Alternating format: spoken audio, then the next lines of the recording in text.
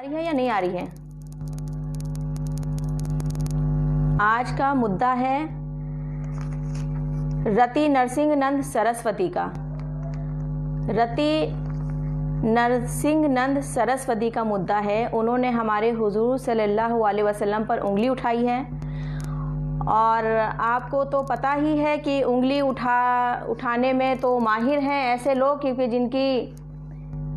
जिनकी सही दाल रोटी नहीं चलती, वो मुसलमानों पर उंगली उठाने का अपना बिजनेस करते हैं और बिजनेस करने के बाद उनको लगता है कि उनकी दाल रोटी और उनका घर चल जाएगा।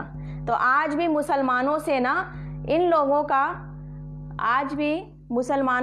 इन लोगों का घर चल रहा है। मैं आपको बताती हूँ 2 लाइन। आपकी बहुमत में है तो इस बार नहीं जाएगी, ना से उनको की सरकार नहीं जाएगी। मेरे मोहम्मद पर उंगली उठाने वालों, रब की लाठी बेआवाज होती है, आह मजलूमों की बेकार नहीं जाएगी। तो रति नरसिंहनंद सरस्वती नाम तो देवियों के लिए लगाया जाता है। सरस्वती नाम एक देवी जिनकी पूजा करते हैं उनके लिए लगाया जाता है और आज इसी नाम का बंदा गाली खा रहा है और गाली खाने के बावजूद अपने इस भगवान जैसे सरस्वती देवी के नाम को बदनाम कर रहा है। तो आप खुद सोचिए कि कितना गिर चुका है ये इंसान, जो रति नरसिंहनंद सरस्वती। मैं आपको एक फिरौन की लाश तो देखी होगी ना, किसने कौन जानता है? सब जानते हैं, पूरी दुनिया जानती है, वैज्ञानिक रिसर्च भी कर रहे हैं। फिरौन ने खुदा होने का दावा किया था, फिरौन ने खुदा को झूठ बोला था और बोला था उसको खुदा कहो। आज भी फिरौन की लाश रखी हुई है। खुदा ने ये दिखा दिया इसी दुनिया में कि देखो, अगर कोई खुदा होने का दावा करता है या अगर कोई हमारे मोहम्मद पर उंगली उठाता है तो फिरौन की लाश पहले वो देख ले कि फिरौन की लाश आज भी रखी हुई है। खुदा ने इसलिए रखी हुई है कि उसको देखो, जो भी खुदाई दावा करेगा वो इस तरह से नस्ते नाबूद कर दिया जाएगा, बिल्कुल फिरौन की तरह। फिरौन ने भी दावा किया था कि वो खुदा है और खुदा और कोई नहीं, सिर्फ वो खुदा है। इसलिए आज भी फिरौन की लाश देख लो, जो ये दावा करता है, जो मोहम्मद पे उंगली उठाता है, जो हुजूर सल्लल्लाहु अलैहि वसल्लम पे उंगली उठाता है, जो ये दावा करता है कि मुसलमान में कोई खुदा नहीं है, मोहम्मद नहीं है और ये नहीं है वो नहीं है, वो फिरौन की लाश देख ले और फिर बात करे। सारे वैज्ञानिक फैले उस खुदाई दावे के आगे, और कौन दावा करने के लिए यहाँ पे जिंदा बचा है? फिरौन की लाश अभी भी रखी हुई है। 25 करोड़ मुसलमान दावेदार हैं इस चीज के। 25 करोड़ मुसलमान हैं इस दुनिया में, ठीक है ना। वो जो मोहम्मद सल्लल्लाहु अलैहि वसल्लम पर उंगली उठा रहा है, उसकी औकात भी है कुछ। जिसको बीजेपी नकार देती है, कुत्ते की तरह उसको रोटी नहीं मिली होगी ना बीजेपी में, तो जाके उसने सोचा चलो मुसलमानी धंधा करते हैं, चलो मुसलमान के ऊपर उंगली उठाते हैं, चलो मुसलमान के मोहम्मद पैगंबर सल्लल्लाहु अलैहि वसल्लम पे उंगली उठाते हैं, तो थोड़ा बहुत तो बीजेपी रोटी डाली देगी। अरे रोटी ही तुझे खाना है तो मुसलमान बन जा। रति नरसिंहनंद सरस्वती, अगर तुझे रोटी ही चाहिए कुत्तों की तरह, मुसलमान बन जा, इस्लाम कबूल कर ले, इस्लाम धर्म अपना ले, इस्लाम में आ जा। तो मैं ये दावे से कहती हूँ, तुझे कुत्तों की तरह रोटी नहीं दी जाएगी, तुझे शराफत से रोटी दी जाएगी, तुझे मुसलमान शराफत से रोटी देगा। तू बीजेपी में कुत्तों की तरह रोटी के लिए तू जबान हिलाते फिर रहा है ना, जहां रोटी नहीं मिल रही है तो तू मुसलमान पे उंगली उठा रहा है, तो हमारे नबी पे उंगली उठा रहा है, तो हमारे नबी सल्लल्लाहु अलैहि वसल्लम पे उंगली उठा रहा है। तो इस्लाम धर्म कबूल कर ले रति नरसिंहनंद सरस्वती, तुझे मुसलमान कुत्ता बना के नहीं रखेगा। तो इस्लाम में आ, फिर देख इस्लाम के लोग तुझे कैसे रखते हैं। तुझे रोटी भी देंगे, वो भी शराफत से। अरे जो एक कुत्ता नहीं मार सकता वो हमारे हुजूर सल्लल्लाहु अलैहि वसल्लम पे बयान दे रहा है। जो एक कुत्ता नहीं मार सकता, जो एक चिड़िया नहीं मार सकता, जो अपने घर की रोटी नहीं चला सकता, वो मुसलमान सल्लल्लाहु अलैहि वसल्लम के पैगंबर पे उंगली उठा के अपना घर चलाना चाहता है। अरे नरसिंहनंद सरस्वती, तुझे शर्म आनी चाहिए, तुझे शर्म आनी चाहिए। तेरा घर नहीं चल रहा बीजेपी में ज्वाइन होने के बाद भी, तेरा घर नहीं चल रहा तेरे कमाने के बावजूद भी। देख तू आज हुजूर सल्लल्लाहु अलैहि वसल्लम के ऊपर उंगली उठा के तेरा घर चल गया। देख तू बेरोजगार बैठा हुआ है, आज भी मुसलमानों ने तेरा घर चला दिया। देख तू इतना फेमस हो गया है कि आज भी मुसलमानों के ऊपर उंगली उठा के तेरा घर चल रहा है, तेरी रोटी चल रही है। देख तेरी इतनी ही औकात है, तू वही औकात दिखा रहा है, तू मुसलमानों से रोटी खाएगा, तेरी यही औकात है। नबी के ऊपर तू उंगली उठाता है। तू जानता है नबी सल्लल्लाहु अलैहि वसल्लम कौन थे? तू जानता है नबी सल्लल्लाहु अलैहि वसल्लम कौन थे?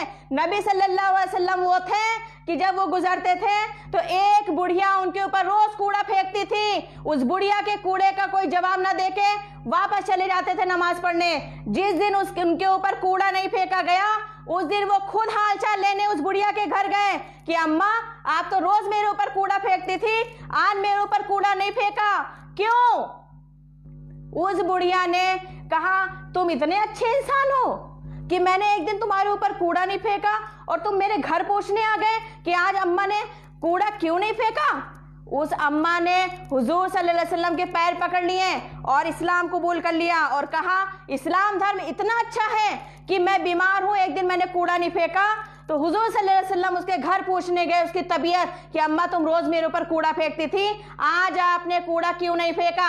ये है हमारे हुजूर सल्लल्लाहु अलैहि वसल्लम, ये है हमारे नबी। तो क्या जाने सरस्वती, तो क्या जाने नरसिंह नंद सरस्वती, ये है हमारे नबी, ये है हमारे हुजूर सल्लल्लाहु अलैहि वसल्लम। तुझे अगर जानना है हमारे हुजूर सल्लल्लाहु अलैहि वसल्लम के बारे में तो तू इस्लाम कबूल कर। तुझे अगर जानना है हुजूर सल्लल्लाहु अलैहि वसल्लम के बारे में तो तू कुरान पढ़, तो कुरान पढ़। और मेरा दावा है तू कुरान पढ़ने के बाद ना मुसलमान हो गया नरसिंह नंद सरस्वती, तू अगर कुरान पढ़ लेगा तो अपने आप मुसलमान हो जाएगा और तू ठोकर मारेगा ऐसे हिंदुओं पे जो लानत भेजते हैं, जो गलत बोलते हैं मुसलमानों के ऊपर, जो उंगली उठाते हैं हमारे हुजूर सल्लल्लाहु अलैहि वसल्लम के ऊपर, जो गलत बोलते हैं मुसलमानों के ऊपर। तो तू खुद कुरान पढ़ के मुसलमान हो जाएगा नरसिंह नंद सरस्वती। तो एक बार कुरान पढ़ और देख क्या सिखाता है हमारा कुरान, क्या सिखाता है हमारा इस्लाम, क्या बोलते हैं हमारे हुजूर सल्लल्लाहु अलैहि वसल्लम कि किसी के बारे में गलत मत बोलो, किसी के लिए गलत मत करो। तो एक बार कुरान पढ़ सरस्वती, नरसिंह नंद सरस्वती, तो एक बार कुरान पढ़, तो हो जाएगा मुसलमान, ये मेरा दावा है। और जिस दिन तूने कुरान पढ़ लिया तो इस्लाम कबूल कर ले, तुझे कुत्तों की तरह रोटी नहीं, तुझे शराफत से रोटी देंगे हम। ये बयान दिया है नरसिंह नंद सरस्वती ने प्रेस क्लब ऑफ इंडिया में, क्योंकि टीवी डिबेट में तो हमेशा ये भगा दिया जाता है। टीवी वाले भी इसको नहीं पूछते हैं कि भाई टीवी वालों ने इसको भगा दिया, इसको नहीं पूछा, इसकी रोटी तो चल नहीं रही थी। इसने क्या किया कि इसने प्रेस क्लब ऑफ इंडिया में जाके प्रेस बुलाई और प्रेस बुलाकर इसने इस तरीके का बयान दिया। इसने बयान दिया कि मोहम्मद को जो मानने वाले हैं, मोहम्मद ये संदेश देते, मोहम्मद लुटेरा था, मोहम्मद ये था, मोहम्मद वो था। मैं अपने मुंह से बोल नहीं सकती ये सब वर्ड जो इसने इतने गंदे गंदे वर्ड बोले हैं। वहां पे बैठा कोई भी मुसलमान होता ना, उसको वहीं पर ही गोली से मार देता। और अगर उस वक्त उस प्रेस क्लब ऑफ इंडिया में अगर उस वक्त मैं होती तो रति नरसिंह नंद सरस्वती तुझे झन्नाटेदार तमाचा मारती उसी वक्त, तुझे झन्नाटेदार तमाचा मारती उसी वक्त। तेरा जो प्रेस चल रहा था ना वो सारा नस्ते नाबूद हो जाता उसी वक्त। हम मुसलमान हैं, गलत को बर्दाश्त नहीं करते। हुजूर सल्लल्लाहु अलैहि वसल्लम, हमारे हुजूर पर उंगली कोई उठाए बर्दाश्त नहीं कर सकते। तू जैसे कुत्ते जिसकी औकात नहीं है कुत्ता मारने की, वो चला है उंगली उठाने हमारे हुजूर सल्लल्लाहु अलैहि वसल्लम पर। तुझे शर्म नहीं आई? अपने धर्म के मुताबिक चलना, अपने धर्म की अच्छाई बताना, दूसरे के धर्म को बुरा क्यों बोलता है तू? किसने तुझे ये वर्ड दिया है कि किसने तुझे ये दिया है हक कि तू दूसरे के धर्म को गलत बोल? हम तो नहीं बोलते किसी दूसरे के धर्म को गलत, वरना हमें भी बोलने को बहुत कुछ है।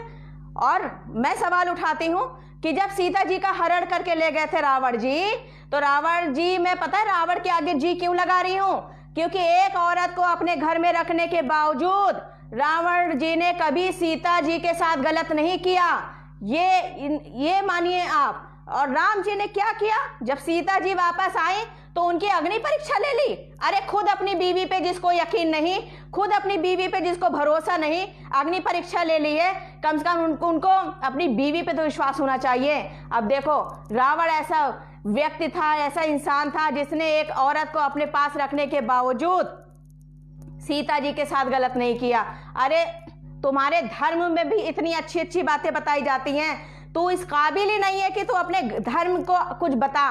तू तो दूसरे धर्म को लेकर बदनाम करने की कोशिश करता है। क्यों करता है तू? तेरी रोटी नहीं चल रही है क्या? तू अपना काम करना भाई, नहीं काम आता तो तू पंचर लगा ले। अब दुनिया में फेमस होने बीजेपी तो तुझे टुकड़ा डाल नहीं रही है, तो इसलिए सोचा कि लाओ मुसलमानों पे उंगली उठाया जाए और मुसलमान तुझे रोटी डालेंगे। इस्लाम कबूल कर ले, कुत्तों की तरह नहीं, शराफत से रोटी डालेंगे। जानना चाहता है हमारे हुजूर सल्लल्लाहु अलैहि वसल्लम के बारे में जानना चाहता है तो कुरान पढ़, देख हुजूर सल्लल्लाहु अलैहि वसल्लम ने क्या कहा है। हुजूर सल्लल्लाहु अलैहि वसल्लम ने बीवियों को दर्जा दिया है, पूरे प्रॉपर्टी में बीवियों को दर्जा दिलवाया है। हुजूर सल्लल्लाहु अलैहि वसल्लम ने बेटियों को जिंदा दफनाने से मना किया है। जैसे तुम्हारे यहाँ सती साथ में जो विधवा होती थी उनको जला दिया जाता था, हमारे हुजूर सल्लम ने नहीं, जिंदा लड़कियों को जलाना मना किया है। उन्होंने लड़कियों की जिंदगी बख्शा है, उन्होंने औरतों को इज्जत किया है, और तू उन्हीं पर उंगली उठा रहा है। तू हमारे हुजूर सल्लल्लाहु अलैहि वसल्लम पर उंगली उठा रहा है। तुझे क्या लगता है तू उंगली उठाएगा और तू बच जाएगा, तुझे बख्शा जाएगा? इसने बोला है कि मोहम्मद सल्लल्लाहु अलैहि वसल्लम, इसने बोला कि मोहम्मद सल्लल्लाहु अलैहि वसल्लम लुटेरा, जल्लाद ये थे जो मुसलमान उनको फॉलो कर रहे हैं। इसने बोला है कि हुजूर सल्लल्लाहु अलैहि वसल्लम हमारे जो हैं वो लुटेरे थे, वो जल्लाद थे, मुसलमान उनको फॉलो कर रहा है। और जिस दिन मुसलमानों को पता चल जाएगा कि ये हुजूर सल्लल्लाहु अलैहि वसल्लम कैसे थे तो उनको शर्म आएगी, मुसलमानों को शर्म आएगी। अच्छा देख, रति नरसिंह सरस्वती, मुसलमानों को हुजूर सल्लल्लाहु अलैहि वसल्लम ने यह सिखाया है खामोशी से रहो, दूसरों को गलत मत बोलो, वरना जो तूने बोला है हुजूर सल्लल्लाहु अलैहि वसल्लम के ऊपर, अब तक तेरा सर कलम कर देते मुसलमान। लेकिन आज भी FIR दर्ज करवा रहे हैं, सर कलम तेरा अभी तक नहीं हुआ है, इसलिए क्योंकि हमारे हुजूर सल्लल्लाहु अलैहि वसल्लम का संदेश है कि किसी के साथ गलत मत करो, वरना अगर मुसलमान वाकई आतंकवादी होता तो अब तक तू बोलने के काबिल रह नहीं जाता, अब तक तेरा सर कलम हो गया होता। ये समझाया है हमारे हुजूर सल्लल्लाहु अलैहि वसल्लम ने, वरना तेरा अब तक सर कलम हो चुका होता। नहीं हुआ है, तू जिंदा है अभी, ये सिखाया है हमारे इस्लाम में हमारे हुजूर सल्लम ने, क्योंकि तू अभी तक जिंदा है, यही सिखाया है। तो अब देख तुझ में कितना फर्क है और हम में कितना फर्क है कि आज भी FIR दर्ज की जा रही है। वरना जिस दिन तूने प्रेस क्लब ऑफ इंडिया में इस तरह से बयान दिया था, तू बाहर निकलने नहीं पाता, बाहर निकलने से पहले तेरा सर कलम कर दिया जाता।